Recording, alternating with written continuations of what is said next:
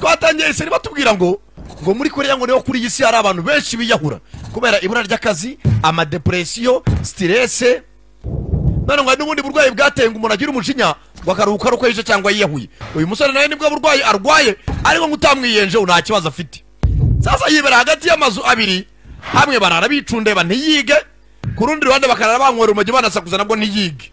wararamo hagati ngo bicunda amaniga ari mariga.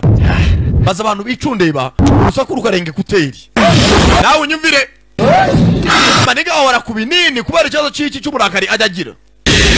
Therapist arambwira ati ugerageza wikontorore hunga abantu kubahunga ba muri ghetto yi aho baturanye nabo baramuzonga ko bari batsakuza hano bicundeba maniga kwiga biranga bararamuca amafaranga kwishira ibizamini namwe mu gihe university murabizi ko bicundeba maniga kwiga biranga Minerval yarabuze arece kwicundeba ko ndi ruhande rwanyu cyari byo nibiki ambwiye ko nta baturanye ufite areka nembwa y'inzererezi raho ne gisore cy'ikinyejuru cy'ikizererezi abana ndi inzererezi bro ndakwiyamye yumva wacu ugi matimba